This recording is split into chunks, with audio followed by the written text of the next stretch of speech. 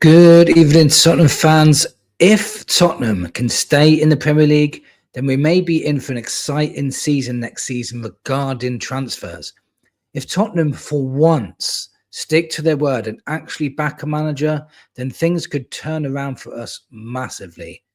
I'll believe it when I see it, but if ENIC finally back a manager, things could turn around hugely for us. Reports state that De Zerbi has full control of who comes in and who goes out. There are 4 players that we should go all out for in the summer, and 3 of them have played for De Zerbi before. So I'm going to talk about these 4 players. I'm going to talk about their attributes, what they bring to Spurs. I'll go through their contract details as well and see how attainable they actually are. First of all, I'm going to start off with James Trafford. Currently at Manchester City, but he went now second choice goalkeeper because of Donnarumma coming in and replacing him. So he needs first team football. So let's go through his attributes. Elite reflexes and shot stopping. Trafford has exceptional reactions, capable of making crucial saves at close range. In 2024-25 season, he recorded a high save percentage and was noted for impossible saves, proven to be a top-level shot stopper. Composure and ball distribution. Coming from the Manchester City Academy and further developed under Vincent Kompany, he is highly confident with the ball at his feet. He is proficient at building play from the back and passing accurately, essential for modern possession-based teams. Standing at 6'6", I did not realize how tall this guy was. He's actually taller and bigger than Donnarumma. Trafford provides command and presence in the penalty box. His height allows him to excel in aerial duels and dominate cross-claiming, which is augmented by high athleticism and flexibility. So basically, he's a hybrid of Kinksky and Vicario. He's a good shot stopper. He's great with the ball at his feet, but he's got something that both those goalkeepers haven't got, and he's great with crosses, great at dominating his box. It's something we need.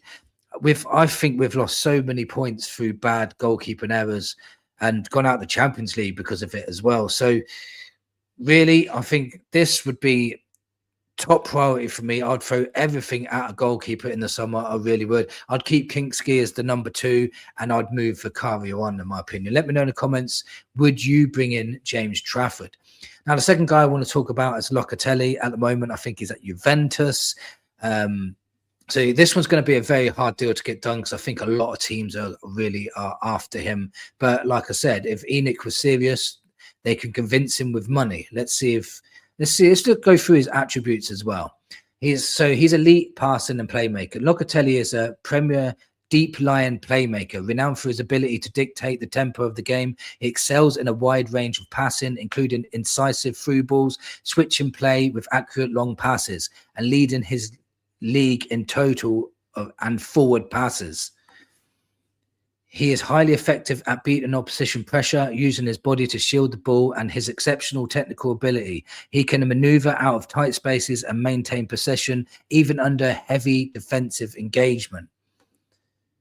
While primarily known for his offensive distribution, Locatelli is a hugely effective ball winner. He contributes significantly on the defensive end through successful tackles, interceptions, and a high volume of ball recoveries, averaging nearly 11 per game during his peak Sassuolo years. And by the way, Locatelli was playing for De Zerbi in his peak Sassuolo years, and he was absolutely exceptional. Now, he's got all the attributes we need and what we are missing in our midfield. Somebody to link up from midfield to attack. He's always looking up to play the ball forward. He's so good at winning the ball back as well. He's just literally got all the attributes that we're missing. He would be another one that I'd be setting priority for. I'll be going all out for this guy. You know, a lot of people want Adam Wharton, but this guy's got all the same attributes as Adam Wharton, apart from he hasn't got Premier League experience. If you can't afford an Adam Wharton, you can go for this guy and probably get him for about 40 million cheaper. So I'll go through his contract details in a bit and tell you why he won't be as expensive as people might think.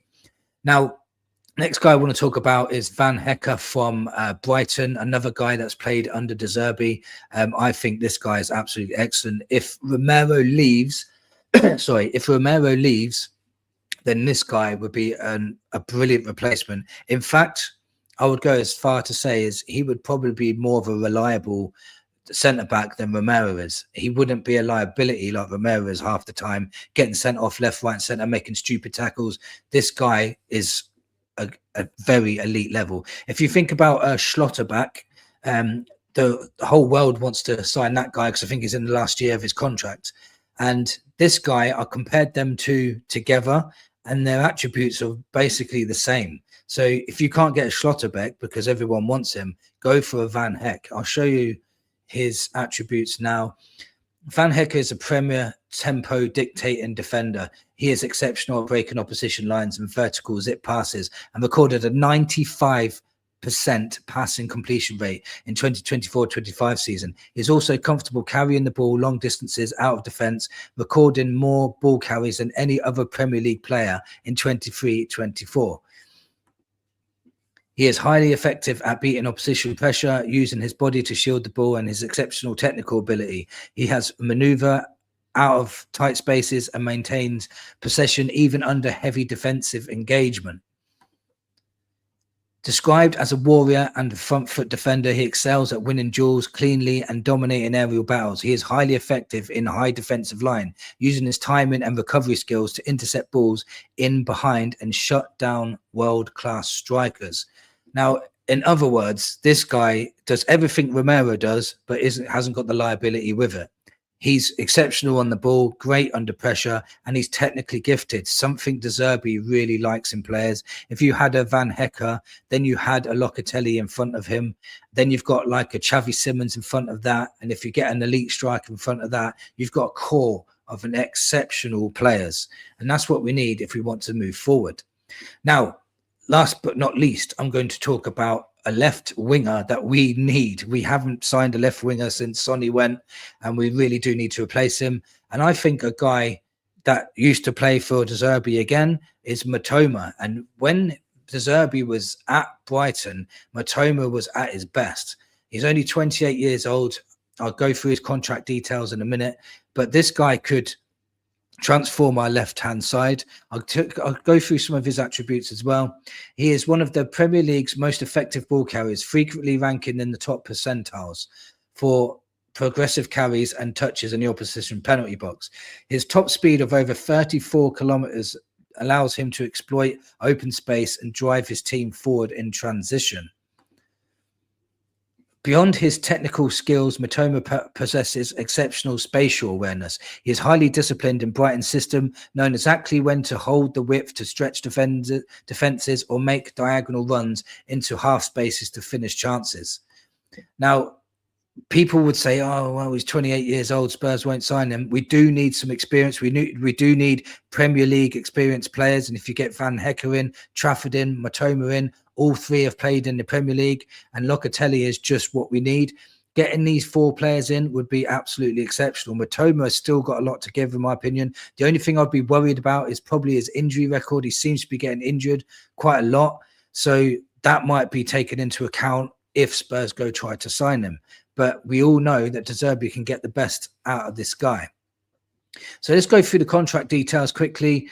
And Jean-Paul Van Hecke, Brighton Hove Albion, his expiry date of his contract is 2027. So in the summer, he's only going to have 1 year left on his contract. He's estimated to be on £50,000 per week. So, you know, the wages won't be a problem for us either. It says similar to Matoma, but I'll get into Matoma in a minute. So he's very attainable. Van Hecke has got 1 year left on his contract, which means that'll bump the price down a bit, in my opinion.